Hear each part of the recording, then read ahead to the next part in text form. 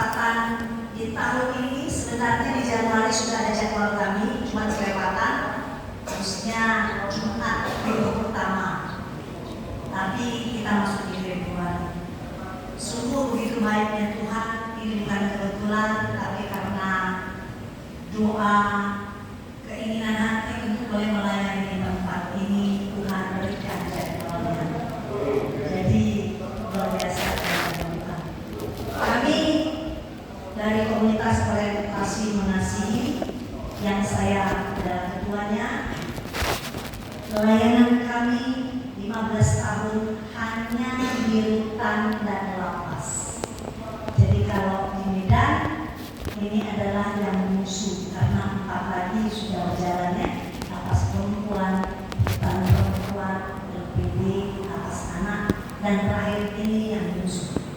Kemudian ada DJ, ada di Tanjung Batu dan di Tanjung Pura, 3 di sana, Narkotika, lapas pemuda dan rutan Tanjung Pura. Jadi kalau saudara lihat ini sudah putus kondisinya, kalau kau nggak dipindah ke luar Jawa, pasti kita ketemu di tempat yang lain.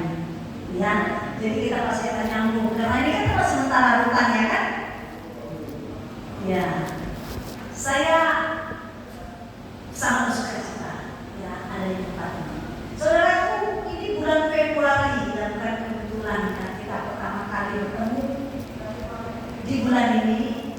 Kalau kata orang dunia, bulan Februari itu adalah bulan kasih sayang, ya kan? Valentine Day. Ayo mudah-mudah banyak ini ya. Dulu kalau Valentine Day, kalau bapak-bapak, saya pernah mengalami Valentine Day ya. Itu kalau cuma hari kasih sayang ditunjukkan dengan coklat, bunga, ya kan? Kalau yang cowok, laki-laki pasti berpikir kasih sayangnya kepada kekasih hatinya, memberikan bunga atau coklat. Ada yang pernah memberikan kepada mungkin mantan pacarmu sekarang istrimu, atau dulu semua dari sini yang muda-muda pada kasih hati. Ada yang pernah? Siapa tangannya lah? Ada. Aku pun pernah. Aku mendapatkan. Aku tak pernah memberi. Ya, dapat. Bagi yang tak pernah memberi ataupun tidak pernah menerima coklat atau bunga, masih ada kesempatan nanti lewat dari sini, lewat dari tempat ini, dari sekolah kehidupan ini, di luar kasihlah. Minimal sama anakmu.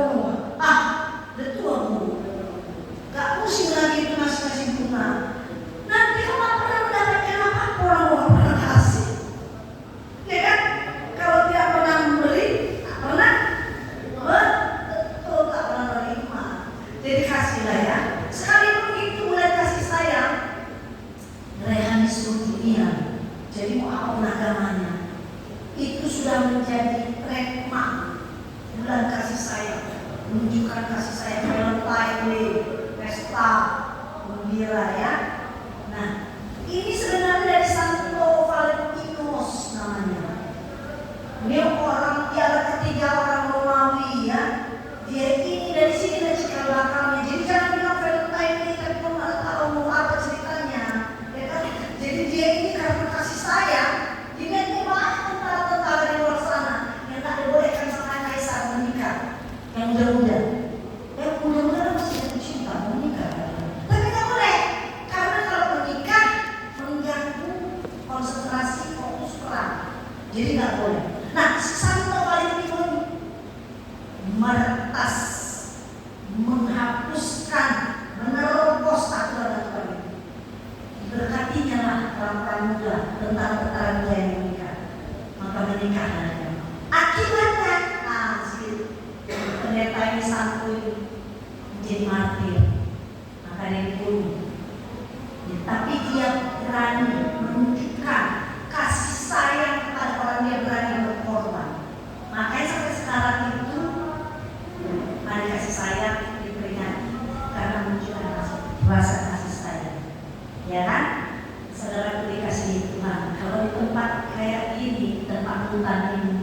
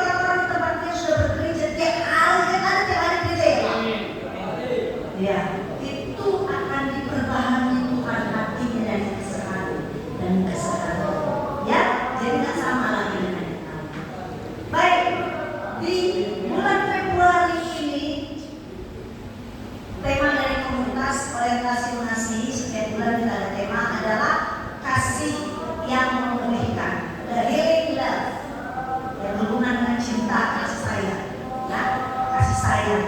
Nah,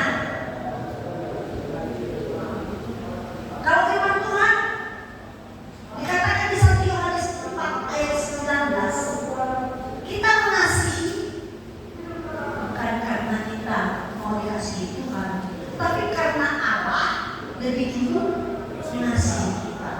Kalau biasanya kita sama orang, saya kasih sama friend saya, sama bro, ada kue saya yang dikirim dari rumah kasihkan. Tapi dalam hatiku siapa tahu juga dia satu saat dikirim mamanya BPK, pastilah berapa. Nah, itu karena mengharapkan kasih juga, karena sudah mengasihi. Tapi kasih yang dimaksud oleh Tuhan di 1 Yohanes 4 ayat 19 itu, kita mengasihi orang dan ada pamrih. Karena kita tahu kita sudah lebih dulu dikasihinya. Jadi kita dapat lebih dulu, baru kita kasih. Kelebihan kelimpahan yang Tuhan kasih kepada kita dengan nafas itu, Pak, kaki ibu dari ruangan kemarin, kalau kita terpleset di situ, jatuh, tahu tinggal datang lagi kemana. Banyak kisah-kisah di luar sana di lapas atau yang lain. Dari setelahnya mau ke gereja jatuh, patahlah, inilah macam-macam itu. Gak ada yang tolak kok jatuh sendiri. Ya, tapi karena kita dikasih Tuhan setiap hari, kita dapat makan meskipun compreng, meskipun kau compreng di sini, tapi kalau kau bilang jangan Tuhan Yesus, compreng ini jadi ramos, masuknya ke sini. Ya kan, enaknya itu, ya kan, pasti enak. Asal mau imani saudara. Jangan kalau compreng, sampai kapan compreng? Kalau umat setahun bulan comprenglah terus dan makan. Pernah kulihat di satu lapas, makanannya compreng tapi mukanya berseri-seri dulu dia. Kubilang tanya dia, banyak kiriman dari luar, macam-macam makan. Enggak ada yang mengunjungi aku, enggak ada yang datang mengunjungi aku. 9 bulan aku di sini, enggak ada Bu.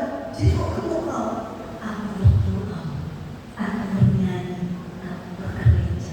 Karena hati yang mengucap syukur, dia tahu Tuhan mengasihinya. Tadi yang bersaksi tadi, aku merasakan kasih Tuhan terus luar biasa. Aku merasakan kasih Tuhan, pertolongan Tuhan di tempat tak ada pertolongan. Itulah yang perlu Tuhan dengar dari mulut kita, Pak. Bukan maki-makian, sungguh-sungguh kemarahan. Karena firman Tuhan katakan, ketika engkau menceritakan kebaikan kepada Tuhan, maka aku akan menceritakan tentang engkau di hadapan Bapa. Ya, saya lanjut. Ada seorang bapak punya anak, bapaknya kaya. Dia punya anak, saking kaya rayanya, mengolahlah anaknya yang laki-laki. Dia pikir, gini-gini aja di rumah bapakku, memang semua serba ada, makanan ada, pembantu ada, semua enak. Aku mau lihat dunia luar, kayaknya lebih menarik dunia luar. Maka datang dari kepada Pak, gini lah Pak ya, Bapak kan kaya-kaya, kayak manapun artinya ahli waris Bapak. Memang ada saudara yang lain, tapi kan aku ahli warismu, ini soal warisan. Mintalah bagianmu Pak, kasih bagianmu. Aku mau merantau, aku mau lihat dunia luar, aku tidak mau di bawah tempurung. Aku gak mau gini-gini aja itu. Kasihlah bagianmu Pak. Telan mudahlah bapaknya. Aduh, masih hidupnya anak. Kok kau minta warisan? Kok anggaplah aku udah gak ada lagi. Tapi begitu pun, kasihlah biar senangnya hati. Maka dikasih bapak inilah bagiannya, warisan. Warisan ini ada baik, ada baik. Nah, setelah dapatnya warisan, pergilah laki-laki tempat yang jauh, tempat yang metropolitan, keren, tempat semua. Maka dengan uang warisannya, wah, makan minum foya-foya di tempat-tempat yang terbaik, makan yang terbaik. Wanita-wanita di sekelilingnya banyak. dan dia menikmati. Pak, harta sebesar apapun seperti gunung, kalau dia ada digigis rata juga dia kan, habis ya kan. Maka habislah uangnya, udah habis uangnya.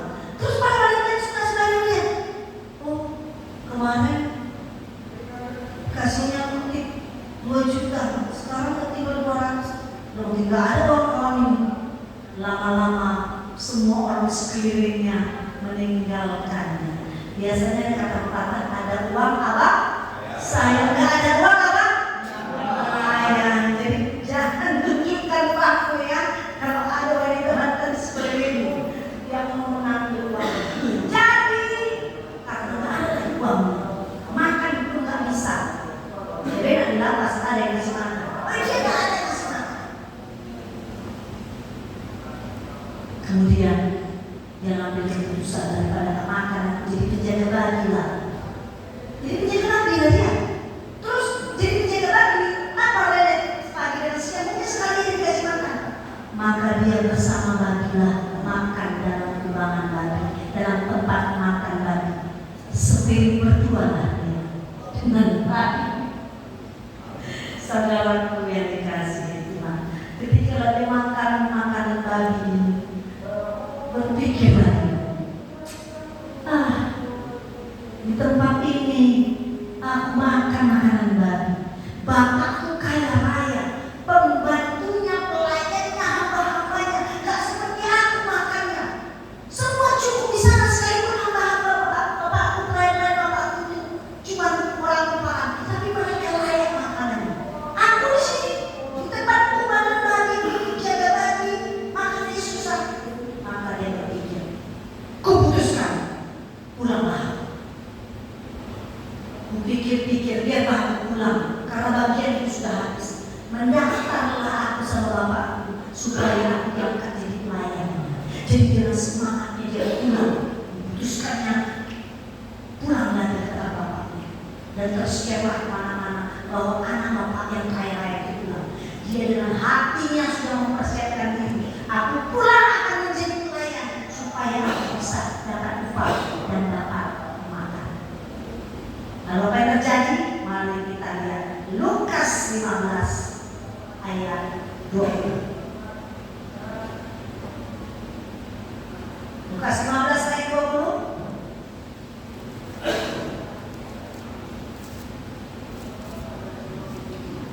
2, 3. Maka bangkitlah ia dan pergi kepada Bapa. Ketika dia masih jauh, ayahnya memanggilnya. Lalu tergeraklah hatinya oleh belas kasihan. Ayahnya berlari mendapatkan dia, lalu merangkul dan mencium. Zaman dulu, kalau ada bapak-bapak mau berlari mengejar anaknya, itu suatu harga diri yang harus dihancurkan. Kenapa? Kalau zaman dulu orang nggak pakai celana panjang, dia pakai jubah, Pak. Jadi kalau lari supaya bisa kencang, jubahnya diangkat baru bisa lari. Itu kan mempertaruhkan harga diri. Orang-orang akan melihat, ih, bapak siapa itu? Kok menjadi rendahan itu, angkat jubah, lari. Tapi bapaknya nggak peduli. Demi menjemput anaknya, dia nggak peduli harga diri.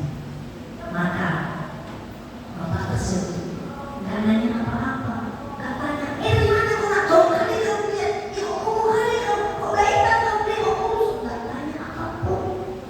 Dia langsung rangkul anaknya, langsung dia cium. Waktu diciumnya bau babi, karena dia menjaga babi. Bapaknya pun nggak tanya, dia cium anaknya, anakku, selamat pulang kembali. Nas di Lukas 15 ini bukan satu kisah, cerita dongeng saja. Nas ini tentang pulangnya seorang anak yang sudah lelah.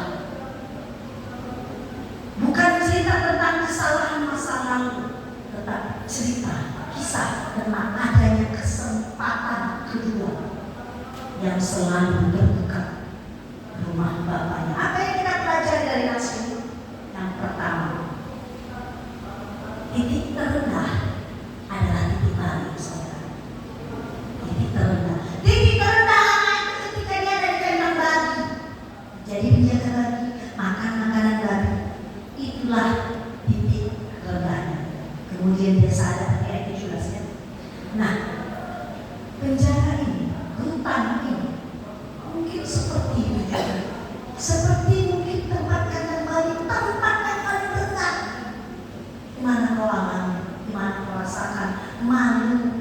mana kau rasakan sendiri, sepi, tidak dipedulikan, direndahkan.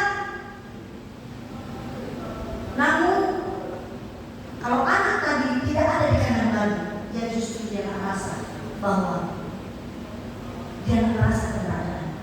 Kalau engkau yang ada di tempat ini sudah merasa tempat dan kerendahan, saudaraku, inilah saatnya Tuhan berbicara dengan keras kepadamu.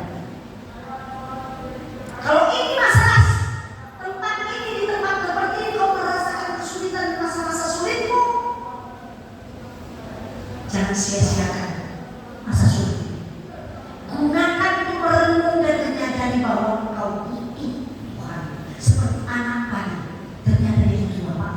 Di rumah bapaknya ada segala, sehingga dia mengambil keputusan untuk pulang. Mazmur 147 ayat 3 dikatakan, ia menyembuhkan orang-orang yang patah hati dan membalut luka-luka mereka. Sekalipun engkau para pria kelihatannya datang perkasa di tempat ini kuat, ya, tapi hati kita sama, hati perempuan, hati laki-laki sama. Kalau dalam tekanan, dalam penghinaan, dalam kesepian, sama. Cuma kalau perempuan dia nangis, ekspresi nangis. Kalau laki-laki tidak. Tapi sebenarnya Tuhan tahu bagaimana suasana hati. Ketakutanmu, kekhawatiranmu bagi yang belum putusannya diputus, ada harapan di hati.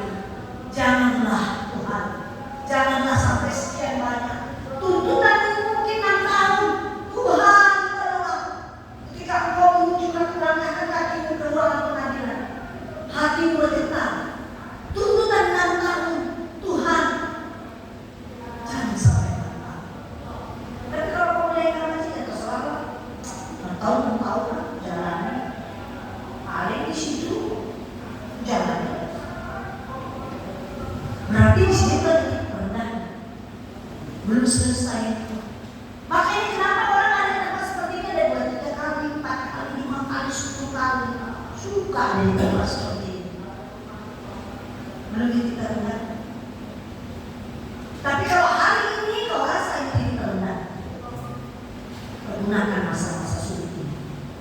Karena dia selalu yang kau ada di sini. Nah, dia kesaksian dia pertama kali yang kedua. Jangan sampai ada yang kedua. Minta Tuhan mengubahkan engkau. Datang sama Tuhan, kejar Tuhan, cari Tuhan seperti anak tadi. Yang kedua, yang pertama itu rendah adalah titik balik. Yang kedua, jangan membawa mental budak saat bertobat. Anak itu mau balik kepada bapaknya, tapi mempersiapkan hatinya sebagai pelayan, kurang paham. Aku balik sama bapakku, cara bayar makanan. Tapi dia mempersiapkan dirinya bukan sebagai anak bapak itu, sebagai orang paham, pelayan. Kita yang sudah bertobat, seringkali cap atau merek kita, oh mantan narapidana. Saudara, di hadapan Tuhan gak ada mantan narapidana. Tuhan bahkan gak menanyakan engkau, gak menanyakan berapa lama engkau dihukum. Sebab Tuhan itu gak setengah-setengah kalau dalam mantul. Yesaya 1 ayat 18. Marilah kepadaku, baiklah kita berperkara, firman Tuhan. Sekalipun dosamu merah seperti biji akan menjadi putih seperti salju. Sekalipun berwarna merah seperti kain kesumba akan menjadi putih seperti pundung. Saudara yang dikasihi Tuhan, kalau anak tadi itu ingin pulang cari bapaknya, apakah engkau di sini mau pulang atau masih nyaman seperti dikatakan tadi? Yang ketiga, kasih Tuhan mendahului pengampunan. Bapak tadi, ya, bapak tadi belum sempat mendengarkan kata minta ampun anaknya. Dari jauh dilihatnya anaknya rencananya minta ampun bapak, terima aku sebagai pelayan. Kemudian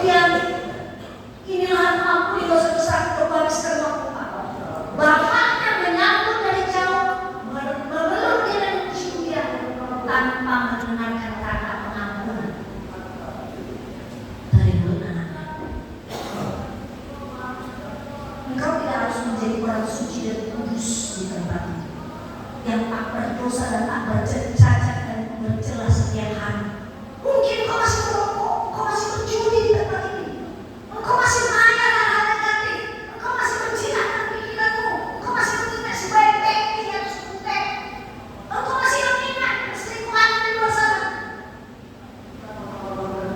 Saudara yang dikasihi Tuhan, kalau kau pulang, gak perlu sampai kau bersih seperti anak tadi masih kau lagi, masih lusuh, tapi bapaknya menyambut. Tuhan hanya menunggu kapan engkau memutuskan untuk pulang. Roma 5 ayat 8. Akan tetapi Allah menunjukkan kasih-Nya kepada kita oleh karena Kristus telah mati untuk kita ketika kita masih berdosa. Siapa di sini yang tak merasa berdosa? Saya pun orang berdosa. Masing-masing jadwal dosa kita itu tulisannya ada. Ada dosa 50%, 20%, 10%, 80%. Tapi intinya semua itu dosa. Dan hanya Tuhan yang bisa menyelesaikan. Yang keempat, pemulihan identitas. Di ayat 22, Lukas 15 ayat 22, coba pertanyaan, kita baca sama-sama. Lukas 15 ayat 22. Tapi ayah itu berkata kepada hamba-hambanya, lekaslah kemari jubah yang terbaik, pakaikan itu kepadanya, kepada anaknya, dan kenakan cincin pada jarinya, dan sepatu pada kakinya. Pemulihan identitas, jubah yang terbaik itu maksudnya adalah pemulihan kedudukan. Ini melambangkan bahwa kalau zaman dulu jubah itu melambangkan bahwa adalah jubah yang terbaik. Ayahnya itu menutupi, mengcover kesalahan anaknya. Mungkin datang dia pakaian mungkin lusuh-lusuh, bau babi, goyang-goyang, tapi bapaknya bilang bawa jubah yang mana, yang bagus, dipakaikan kepada anaknya. Saudara yang dikasihi Tuhan, ini melambangkan Tuhan juga mau memeluk kita, mau memberikan kita jubah, pakaian yang baru, hati yang baru, pikiran yang baru, karakter yang baru, ucapan-ucapan yang baru. Kemudian apa lagi? Bapak yang memberikan cincin pada jari anaknya. Kalau zaman dulu cincin itu dipakai di sini, itu untuk cap lambang otoritas. Kalau dicapkan gini, hanya tak semua orang punya cincin yang ada cap, hanya orang-orang tertentu.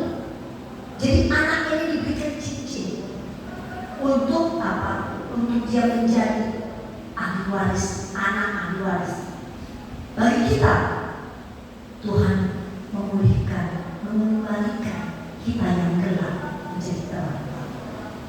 Tuhan memberikan kita otoritas, memanggil dia sebagai Bapa. Kita adalah anak. Anak-anak.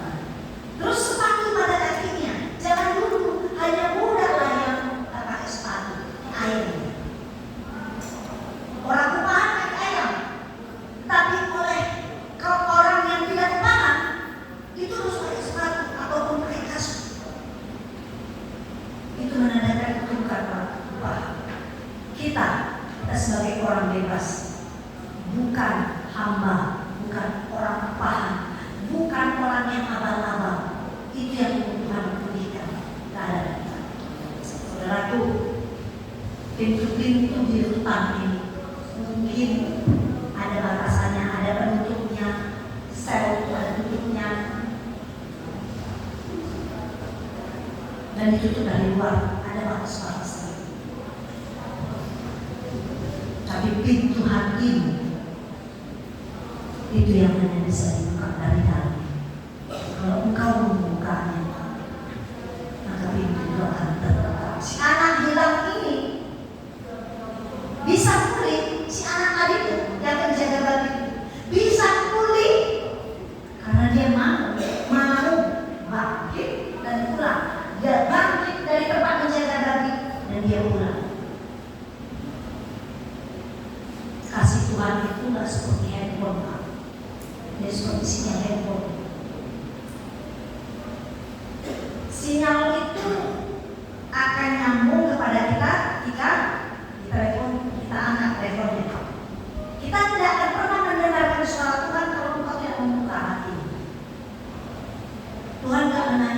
tuntutanmu. Tuhan tidak menuntut apa-apa darimu. Dia hanya membawa sebagai pengampunan. Anakku, dosamu yang seperti kirim tadi akan membuat putih. Dan aku nggak nanya-nanya lagi apapun yang kau mau. Kalau siang hari ini Tuhan bertanya, siapakah di antara kalian yang sudah lelah menyimpan kebencian? Siapakah di antara engkau yang selalu dihantui rasa bersalah? Cerita tentang seorang laki-laki di satu lapas yang menanti-nantikan SK-nya. Menanti-nantikan SK-nya. Dia selalu gereja. Bu, tolong doakan SK aku keluar. Bu, tolong doakan. Akhirnya SK-nya keluar. Ketika SK-nya keluar, singkat ceritanya, di hari yang ditentukan dia pun bebas. Ketika dia melangkahkan kakinya dari dari gerbang lapas itu, dia berteriak dan dia menarik napas. Dia berteriak, aku bebas dan tak akan kuinjakkan kakiku lagi di lapas ini. Saking gembiranya, yes. Ketika dia berjalan 2 langkah, ada di situ anak laki-laki tangguh. Tulang. Ya biasanya kalau sama orang Batak, tak siapa pun panggilnya dan dia bilang tulang. Apa yang mau tulang? Kok tulang bertumbuh sendiri, tidak sendiri? Oh begini, deh. Aku udah bebas. Aku udah keluar hari ini aku bebas. Oh hebat aku tulang udah begitu. Bebas di tulang. Iya udah lama aku menantikan tidak bebasnya. Oh bebas di tulang. Itu aku kemana? Oh pulang lah. Apa diterima nanti tulang itu sama anak tulang di rumah? Udah ditunggu orang itu dan tulang di rumah. Kasih ayam makan sama tulangnya. Lantas terdiamlah si tulang di sini apa? Terdiam lagi. Iya. Aduh, udah bebas aku. Mana ini? Belum tahu istriku pulang, belum tahu anakku pulang. Mereka tuh masih kepahitan, luka batin. Mereka marah sama aku. Dan aku pun belum minta maaf. Maka cepat-cepat dia ke telepon, cari telepon. Telepon dengan dia padamu, Mak, ini aku Mak. Oh, apa lagi kau? Minta uang kau? Ada uang sih? Ada istri. Bukan Mak. Begini Mak, dengarlah doaku Mak.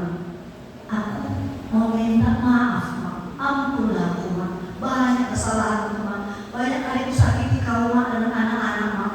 Maafkanlah aku Mak. Kesampean apa kau? Kok tiba-tiba kau minta maaf? Biasanya kau telepon minta uangnya. Minta ini, gitu. Enggak Mak. Sekali ini Mak. Maafkanlah aku Mak. Minta maaf lah Mak. Kalau tak pernah minta maaf seumur hidup perkawinan kita Mak. Sekarang terimalah maafku Mak. Kamu sungguh-sungguh dengan istrinya. Maka istrinya bilang, ya betul ya Bapak. Betul Mak. Minta ampun Mak. Aku udah bertobat Mak. Gereja setiap hari Mak. Udah gak firman Tuhan Mak. Hanya tak dilakukan. Aku minta maaf sama kau Mak. Ampunlah Mak. Oh gitu ya Pak. Puji Tuhan ya Pak. Iyalah Pak. Kalau gitu terus kalau gereja di lapas ya Pak. Nanti ku tunggu kau pulang. Gininya Mak. Udah bebas nih aku hari ini. Bolehnya pulang Mak. Betul ya Pak? Betul Mak. Takut aku pulang Mak. Makanya aku minta maaf sama kau Mak. Bertobat ya Mak. Pulang Pak. Pak. Di mana ya Pak? Puji ya Pak. Gak usah Mak. Datang Mak. Kayak mana anak-anak Mak? Kau udah ngomong sama anakmu. Masa aku berkaitan semua anakmu. Mintalah Mak. Sebelum aku pulang Mak. Sebelum lihat mereka mukaku ini Mak. Harus minta maaf Mak. Maka telepon lagi sama anakmu. Anakku, maafkanlah Bapak. Salah jalan Bapak selama ini. Terlalu keras Bapak selama ini. Gak peduli Bapak selama ini sama kau anakku. Satunya anaknya. Maukah kau maafkan Bapak anakku? Diamlah lagi. Anakku,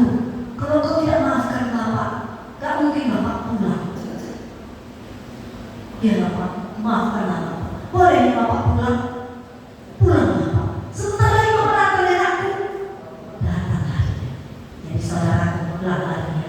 Sebenarnya ketika dia melepaskan dirinya dari lapas SK yang keluar, sementara hatinya masih terpenjara, penuh kemarahan, kebencian, duka, dan juga hati istrinya, anaknya masih penuh kemarahan dan keluhan. Sebenarnya dia masih di penjara. Mereka bereskan. Jangan sibuk Pak SK, bereskan hubungan dengan keluargamu, dengan istrimu. Haleluya. Saudara yang dikasihi Tuhan, firman Tuhan hari ini, Tuhan memanggil namamu, bukan apa salah, apa kejahatan, berapa tahun kau sudah.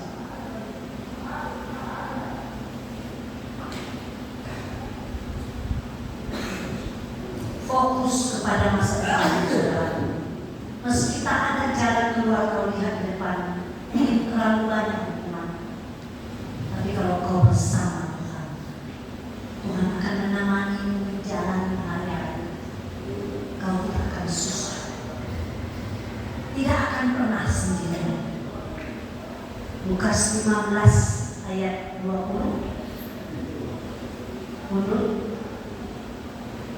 Lukas 15 ayat 20. Kita baca sekarang.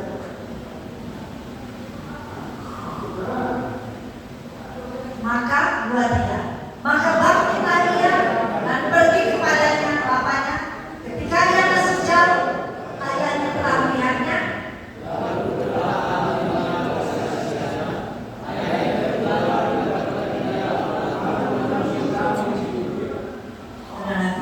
Sebagai seorang bapak itu ngalah. Yang salah anak, yang salah kita, di Bapak mengalah. Dia menyatakan kasih kepada kita. Sekeras apapun kita, sejauh apapun kita melangkah menjauh daripada jalan Tuhan, Tuhan bilang, anakku masih ada jalan kurang. Hanya engkau harus bangkit, mengambil keputusan seperti anak tadi. Tidak diam di kubangan babi, tapi ambil keputusan yang terutama atas hidupmu. Maka kau akan melihat begitu banyak mujizat.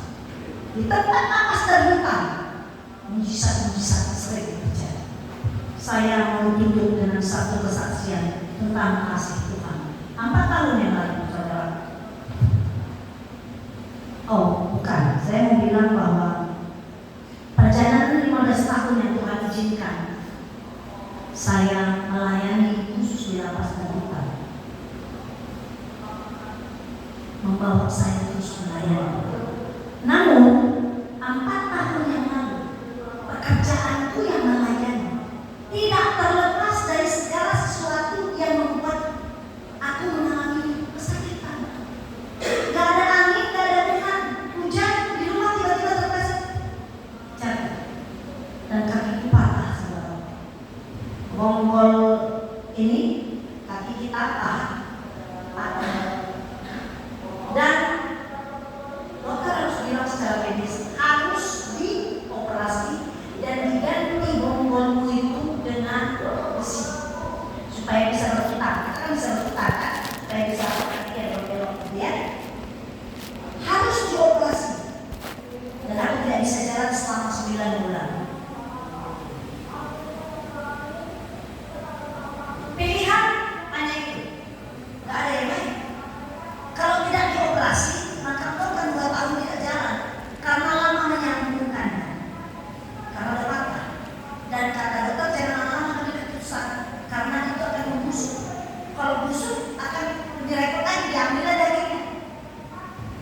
Maka saudara, saat aku masih tertatih-tatih, aku bilang Tuhan, pekerjaanku melayani. Pekerjaanku adalah beritakan firman. Selain pekerjaanku di dunia sekuler, aku mengajar dosen. Bagaimanalah Tuhan aku berhadapan dengan orang-orang yang akan aku layani? Kalau aku tak bisa jalan atau pakai tongkat,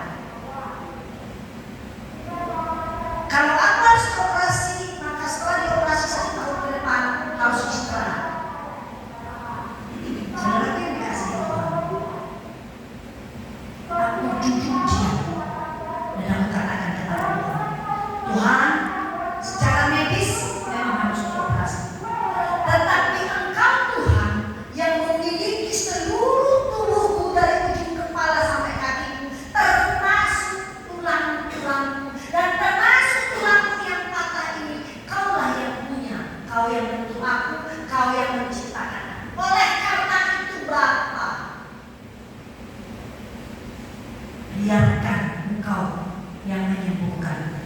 Aku tidak mau ada besi-besi dalam tubuhku, supaya ketika aku pulang kepadamu jangan ada tertinggal besi di situ. Kalau kita pulang kembali kepada tanah, ya kan? Kalau kembali kepada tanah udah jadi tanah semua itu. Besi siapa itu ya? Kayak juga ya kan? Aku tidak mau Tuhan ada besi dalam tubuh. Aku percaya Engkau sanggup melakukan, membuat aku pulih. Perjalanan seminggu demi seminggu. Aku putuskan tidak akan menangis. Aku putuskan tidak akan menangis. Ini cerita kasih Tuhan. Kasih Tuhan bukan melanda orang-orang yang apa hanya yang lain buat semua orang. Kemudian seminggu Tuhan mau lihat action kita. Jangan minta aja tapi nggak ada action. Udah mulai jalan pakai kaki ya, empat ya, jalan. Kemudian seminggu kemudian udah pakai tongkat satu yang tiga, kaki tiga. Minggu kedua berikutnya udah pakai tongkat satu. Pelayanan benar. Tuhan mau lihat, udah ada progres kalau sekarang kita kau melayani. Iya. Ya Tuhan, aku pergi melayani, jangan pakai tongkat. Bahkan ditambah plusnya waktu itu banjir pula segini. Sentuh, jadi tongkat masuk pakai banjir itu di lapas narkotika tak akan pernah terlupakan. Tuhan, kau lihat, aku tetap pergi melayani. Dan Tuhan bersenyum memberikan saya dan operasi segala. Tuhan baik. Kau mau apa? Kau mau apa yang minta? Tunjukkan. Mau menunjukkan Tuhan mengasihi belajar. Tergantung imanmu. Kau dalam keadaan apa sekarang? Khawatir? Takut? Bimbang? Sedih? Kau mau apa? Kau gak bisa menggunakan karaktermu. Kau mau apa? Minta sama Tuhan, datang sama Tuhan in action. Bukan berdoa hanya nanti sama Tuhan dapat Roh Kudus tiba-tiba jadi simsalabim yang menjadi mereka ada. Harus in action, gerak seperti anak tadi itu. Dia keluar dari kandang babi, dia berangkat ke tempat bapaknya. Kalau kau mau berubah, kalau kau mau merasakan kasih Tuhan, mari datang kepada Tuhan, minta kepada Tuhan. Ini aku Bapak, ini aku tidak bisa merubah karakter kerja, kebiasaan kerja. Hati yang berjejak dan busuk, gak bisa. Tapi Engkau yang punya bisa merubah karakter. Oleh karena itu saudara, sebelum saya ini, saya akan berdoa. Jika ada di antara engkau yang karena firman itu Tuhan gerakkan hatimu untuk kau datang kepada Tuhan, dalam doa saya nanti saya akan undang engkau yang tergerak hati untuk maju ke depan. Saya akan berdoa hanya bila hatimu tergerak. Amin. Kita berdoa.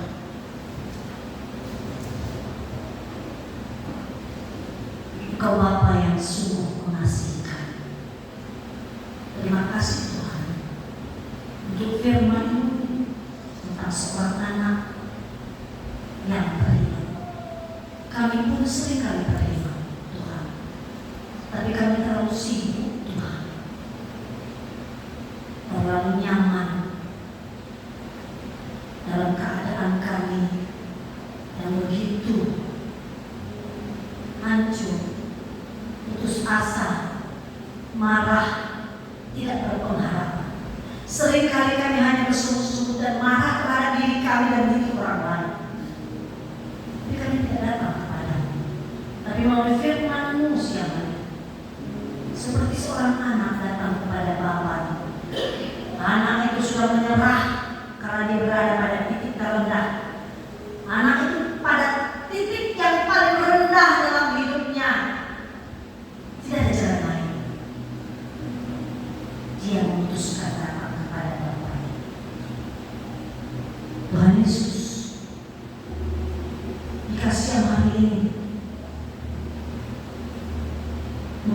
melihat hati anak-anak di tempat ini. Dan hati mereka Tuhan Engkau jamah. Dan mereka mengambil keputusan untuk datang kepadamu. Biarlah Engkau menggerakkan hati mereka untuk boleh maju ke depan. Tanda mereka mengambil sikap dan keputusan, respon firman yang baru saja. Saudara yang dikasihi Tuhan, Engkau yang tergerak hatimu untuk didoakan, untuk mengambil keputusan seperti anak, tapi engkau tidak mampu dengan kekuatanmu sendiri.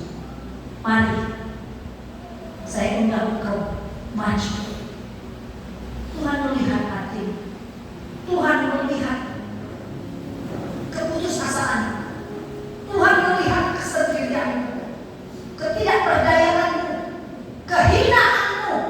Kalau engkau ada di titik rendah, tidak ada jalan lain, tidak ada jalan keluar, tidak ada yang menolong. Mari datang kepada Tuhan, datang kepadanya di kesempatan siang hari ini sebagai responmu untuk firman yang kau dengar, dan Tuhan akan melihat. Haleluya, haleluya. Terima kasih. Tidak usah kau yakinkan, hanya ada antara engkau dan Tuhan. Kau tak perlu malu, sekalipun orang yang melihat kau, kau adalah orang yang jahat, kau tidak pernah bertobat, yang hari kau gereja tapi kau tidak berubah. Jangan pikirkan seperti bapak itu tidak melihat, tidak mencium bau aroma yang tidak sedap bagi anaknya.